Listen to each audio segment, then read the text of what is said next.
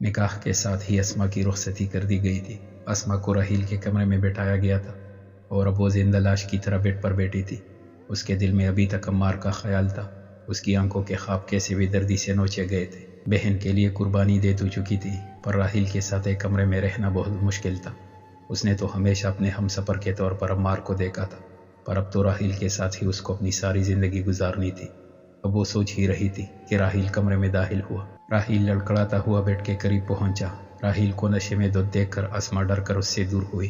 راحیل نے اسے خود سے دور ہوتے دیکھا تو فوراً اس کا ہاتھ پکڑ لیا۔ چھوڑو میرا ہاتھ۔ ارے ایسے کیسے چھوڑ دوں؟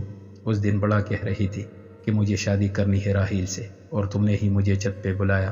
اچھا بھلا تمہاری بہن کو میں نے پسایا تھا، پر تم بیچ میں آ گئی۔ اپنی بکواس بند کرو۔ تم جیسے گٹھیا آدمی سے اپنی بہن کی شادی کبھی نہیں ہونے دیتی، چاہے مجھے اپنی جان ہی کیوں نہ دینا پڑتی۔ تم سے شادی کرنا کون سا مشکل تھا میرے لیے؟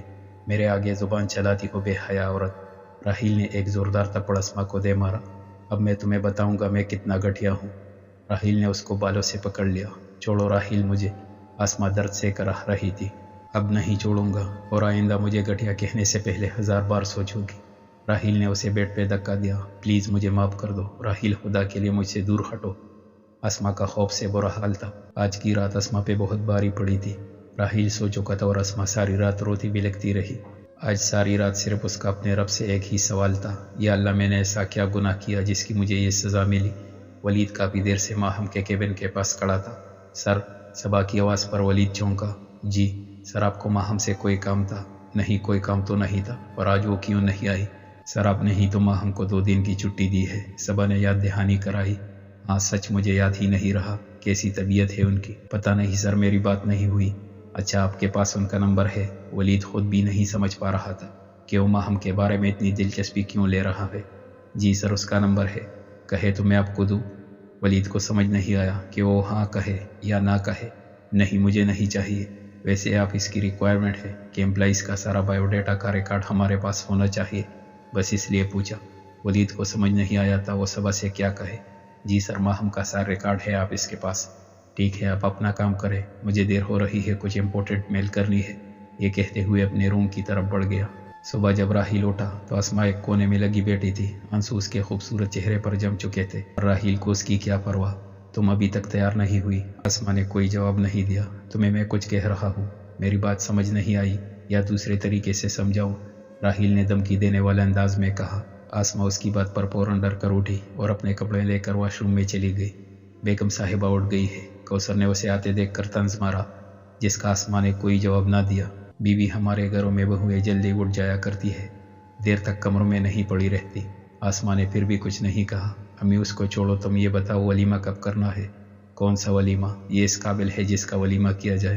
تم ایسا کرو اپنے کچھ دوستوں کو ہوٹل میں کھانا کھلا دو، باقی پیسے تم خرچ کر لینا۔ واہ یہ تو میں نے سوچا ہی نہیں تھا، چلو اب نکالو پیسے۔ ہاں ہاں دیتی ہوں، اور تم اسما جاؤ میرے لیے چائے بنا کر لاؤ۔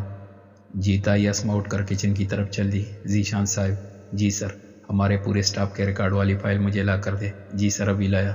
کچھ دیر بعد ذیشان نے فائل لا کر ولید کے سامنے رکھ دی۔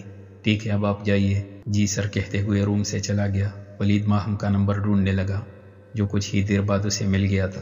ماہم کا نمبر دیکھ کر ولید کے چہرے پر مسکراہٹ موڑ آئی۔ نے موبائل پر اس کا نمبر ٹائپ کیا اور بنا سوچے سمجھے اسے کال ملا دی۔ 2-3 بل کے بعد فون اٹھا لیا گیا۔ السلام علیکم۔ وعلیکم السلام۔ کون؟ میں ولید بات کر رہا ہوں۔ ولید تھوڑا جھجک کر بولا۔ آپ کو کس سے بات کرنی ہے؟ دوسری طرف سے سوال کیا گیا۔ مجھے مس ماہم سے، میں ان کا باس بات کر رہا ہوں۔ معاف کیجیے گا، میں اس کی امی ہوں، وہ انجان لوگوں کا فون نہیں اٹھاتی، اس لیے میں نے اٹھا لیا۔ یہ لے کر بات۔ السلام علیکم سر۔ وعلیکم السلام۔ کیسی ہے مس ماہم آپ؟ جی سر میں ٹھیک ہوں۔ ماہم کو یہ ڈر تھا کہیں اسے نوکری سے نکالنے کے لیے فون تو نہیں کیا۔ چلے یہ تو اچھی بات ہے، ہمارے آفس کا کوئی بھی امپلائی بیمار ہو ہم اس کی لازمی خیریت پوچھتے ہیں، ولید نے سنبھلتے ہوئے کہا۔ شکریہ سر۔ آپ کل آفس آ رہی ہے؟ جی سر میں کل آفس آؤں گی۔ چلے ٹھیک ہے پھر صبح ملاقات ہوتی ہے، اللہ حافظ کہتے ہوئے ولید نے فون کاٹ دیا۔ فون کو دیکھ کر وہ مسلسل زیر لب مسکرا رہا تھا، جس کی وجہ شاید ابھی وہ خود بھی نہیں جانتا تھا۔ تائی میں گھر چلی جاؤں؟ اسما نے ڈرتے ہوئے پوچھا۔ ارے پہلے تو تمہیں وہاں سے بھاگنے کی جلدی تھی اور اب وہاں جانے کی۔ اسما خاموش ہو گئی۔ اچھا چلی جاؤ، پر راحیل کے آنے سے پہلے آ جانا۔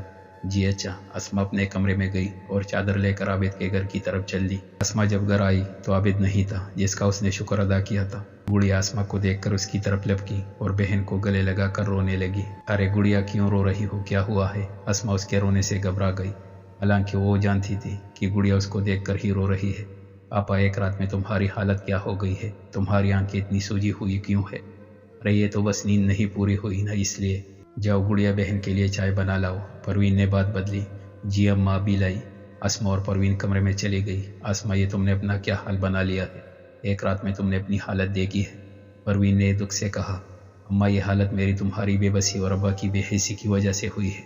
तुम जानती हो, जिस लड़की को पहली रात ही मारा जाए, जिसका शोहर कोई वहशी दरिंदे की तरह अपनी बीवी का जिस्म नोचे, और जब सुबह हो तो उसकी सास उसको बातें सुनाए, और अभी भी तुम ये कहो कि मैंने अपनी कैसी हालत बना ली है, तो ये तुम मेरी तौहीन कर रही हो। लोग ये तो कहते हैं कि जैसी माँ वैसी बेटी, पर ये क्यों नहीं कहते जैसी माँ की किस्मत वैसी ही बेटी की।